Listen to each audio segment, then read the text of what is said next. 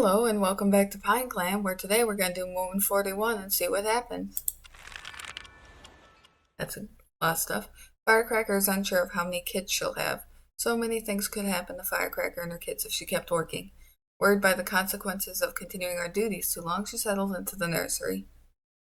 Alright, I have to check something real quick.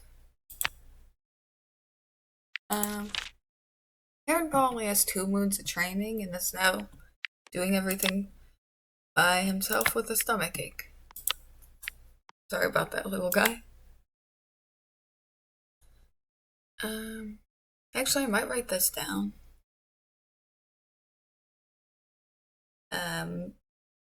One second.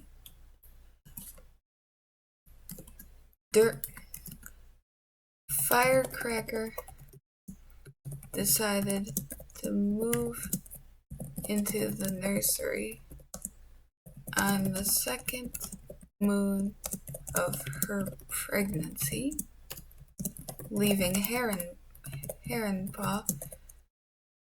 Oh wait, I should probably specify the age. 8-moon-old Heron Paw to do the medicine duties himself with only 2 moons of training and a stomach ache. Now I know that with the pregnancy thing, she kind of had to go to the nursery eventually, but it just kind of sucks for Heron Paw that it was within only 2 moons into his apprenticeship, you know? Anyway, time to continue reading. Darnell's was caught sharing prey with a rogue who was chased off by a patrol that the clan has encountered Moonleap. Interesting. I have to kind of write that down. Dartstone was... Okay, I forgot the wording already. Yeah, was caught sharing prey with a rogue named Moonleap.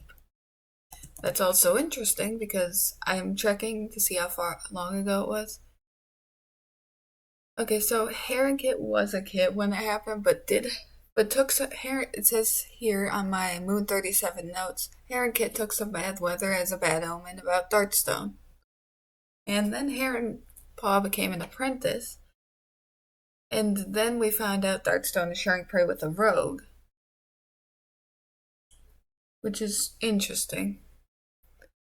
So it could mean one of two things. Either Dartstone is secretly conspiring with rogues, or maybe Dartstone... I think Dartstone's a guy, right? 1 second, I have to check something. Yes. Or maybe he heard about how the rogues from Moon 39 heard how Ice got rogues to admit that they were attacking because of a lack of prey. So maybe Dartstone's trying to help. I'm gonna actually write that as a little extra note. Could be conspiring with rogues or trying to help them by giving them less prey so they're less hungry and more likely to leave the clan alone. Interesting. It's just interesting to me, you know? I'm almost tempted to try inviting Moonleap in just to say maybe Dartstone. Wow. I'm blanking a little.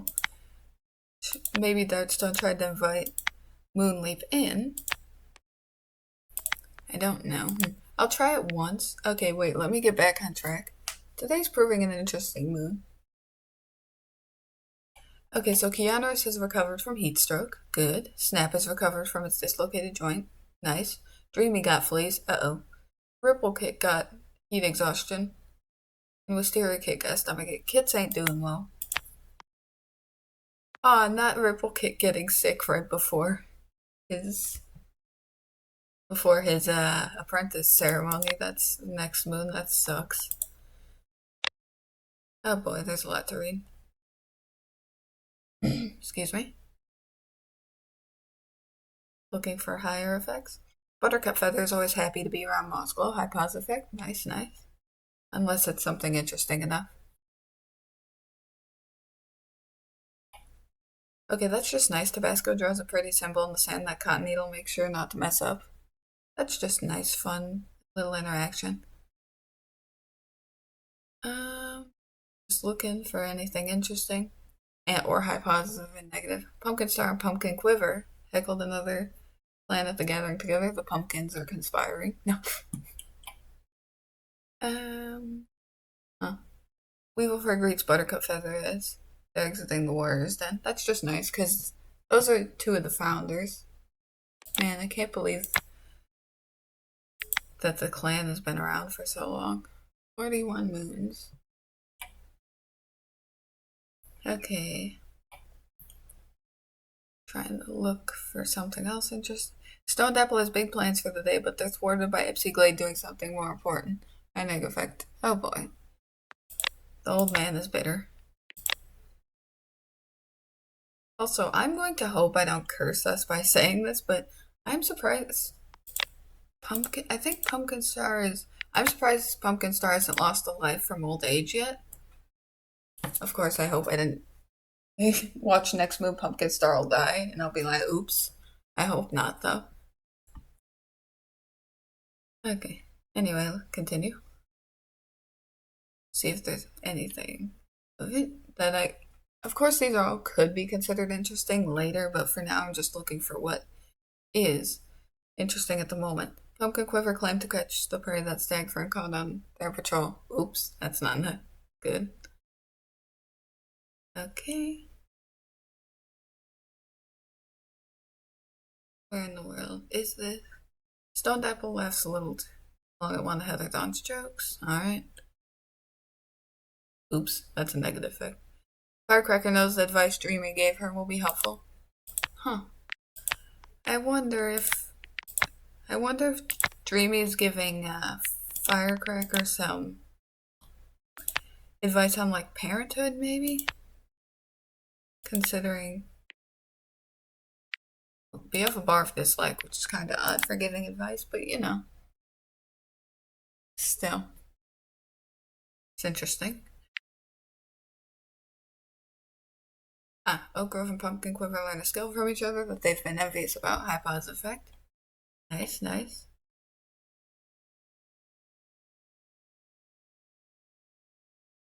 Okay, I'm trying to find something. Dartstone is jealous that Tabasco got to go to the last gathering. Medium negative effect. Interesting. Wing makes all kinds of faces whenever a new thicket is brought up in conversation. High negative effect. Oop. That's not great. Hollyhock, Apple, and Cotton Paw always challenge one another. High positive effect. Nice. I like seeing the positive interactions at times. A clanmate has to comfort Ipsyglade when Hollyhock Apple says something cruel. Oh boy.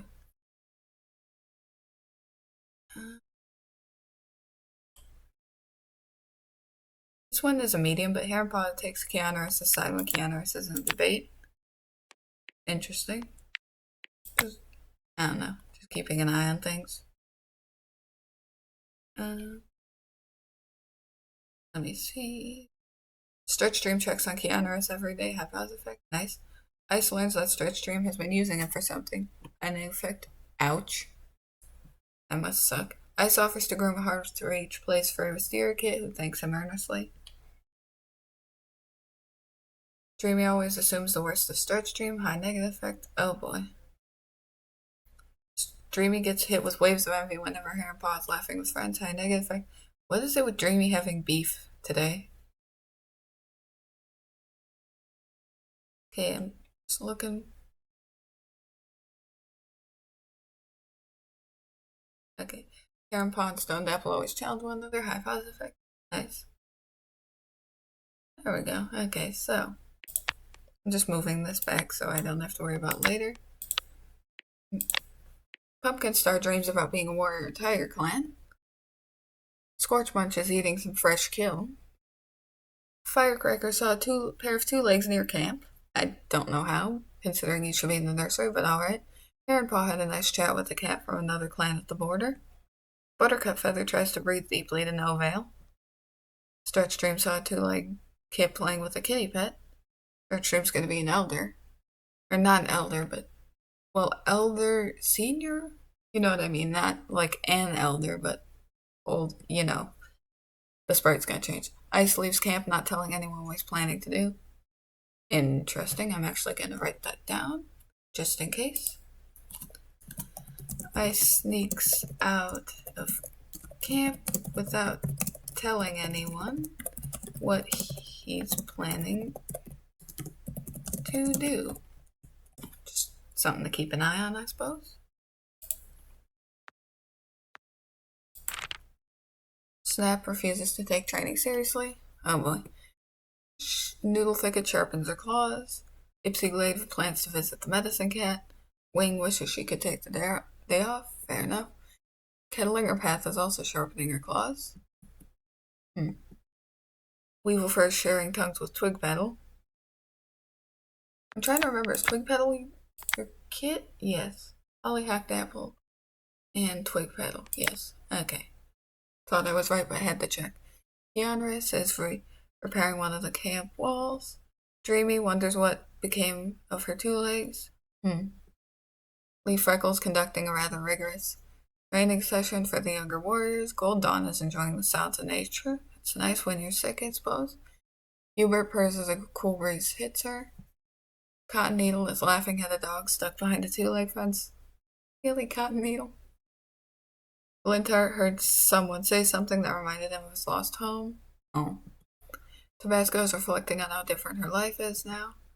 Myrtle Esther wants to compliment Stretchstream's fighting techniques. Heather Dawn is playing a prank on Eggpaw.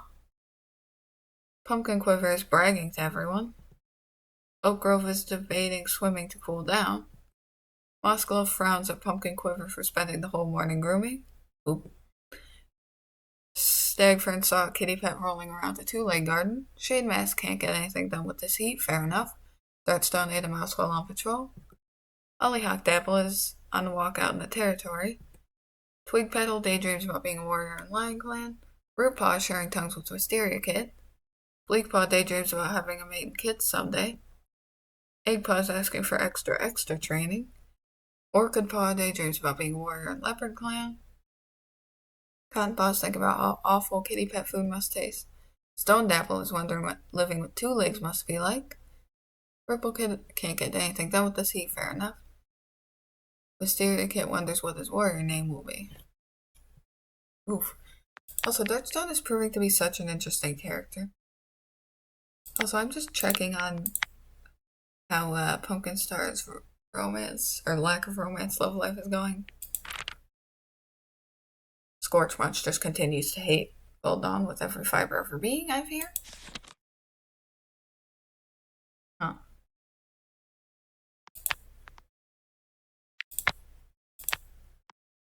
Okay, now sending Pumpkin Star out on a patrol.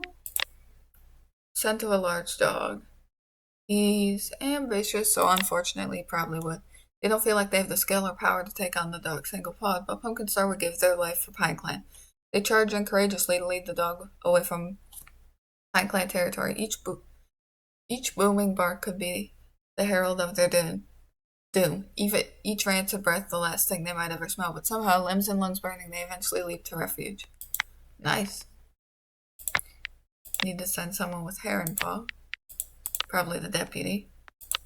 Hair and Paw eyes the warrior chosen to escort him to fetch herbs, feeling a little giddy. Apprentices getting the boss around warriors is something that almost never happens, and Hair and Paw is going to make sure he makes the most of it. And that's also the deputy, too, so that's even funny. Hair and Paw has a grand time directing Scorchmunch around with his tail to various herb patches. If the warrior is annoyed, they don't say it, quietly complying and doing as Hair and Paw says. That's just funny to see. Okay, wait, I should probably do the apprentices? Probably a good idea. Okay, so... Sorry, Moscow, you're taking care of a bunch of apprentices because it'd be funny. As the patrol is checking the borderlines, they hear an odd sound coming from a nearby bush. Bleakpaw drops down into a hunting crouch, certain that a mouse must be the source of the noise. She finds herself to be correct when she pounces into the bush and returns to the patrol with the tasty morsel hanging from her jaws. Nice. The patrol finds a kitty pet who's interested in joining the clan. They banter with the cat a bit, making them feel more welcome. I don't know why this made me realize it, but we have a lot of kitty pets. Can't take this one in though, because we have a lot of cats already. While walking along the border, the patrol notices a Shadow Clan border, renewing their scent marks up ahead. The patrols eventually cross paths, and I'm just going to shorten these sometimes if they're repeating. Well, not this moon, it hasn't repeated, but, tension and, relations with Shadow Clan worsened, unfortunately. The patrol discusses the rumors they've been hearing that a badger is denning in a certain part of PineClan territory. The only way to know is to check. Once they find the site, Dreamy scrambles inside for a look and comes nose to nose with its occupant. It's only by the grace of StarClan that she's able to redirect that speed and twist around just as fast, shedding fur in clumps as the badger's furious snarling and fizzling follows her up the burrow tunnel. There we go, there's that. A lot of cats. The patrol stumbles across a large dog wandering through the middle of the clan's territory. Yeah, that's a threat. Lester tries to protect the clanmates, but it gets in the way of the attack. Without everyone committed to driving the dog off, the patrol has to fall back, but they do so in good order. Nice. The patrol comes across a small dog right on the border of PineClan territory. It looks like it calls out a battle plan, and the cats flow into it, carefully covering each other and driving the dog backwards until its nerve breaks. It tucks tail, and it runs from PineClan territory headed deep into the wilderness. The patrol comes across a small dog again. Ice hisses at the small dog, and the rest of his small team backs him up. The dog skitters back, yapping loudly, apparently shocked by the display. The patrol breaks out into yells and counterwalls until the dog loses its nerves and runs from the PineClan border into the distance. I'm gonna write down how Ice seems to take care of a lot of these. Seems to be the patrol leaders. Good chunk of the time when he's on patrol. Ice seems to be the patrol leader more often than not when he goes on patrols. There we go. I don't know, that might change and it might just be luck, but it's interesting. There we go. The patrol tracks the scent of a large dog along the edge of the clan's territory. It is rebellious and strict, and I feel like I have to hit proceed. The patrol gathers their courage and valiantly tries to lead away the dog. With such a small group of cat, they can only lead at a short distance, but it's better than nothing. Nobody died, which is nice. The patrol comes across a Mallow Clan apprentice waiting quietly at the border. When the apprentice notices the patrol, they press themselves to the ground, begging to join PineClan. Bloodthirsty and righteous, I feel like wouldn't, unfortunately. But if they look so sad, it's like, I don't want another cat, but I don't know what to do. I guess they're turning away. Order the apprentice to go back home and continue the patrol. Feel kind of bad, but we have so many cats already. So, quickly save this. There we go. And then, I think that's where I'm going to end the episode. So, thank you for giving this video a chance. Hope you have a good day or night. Bye.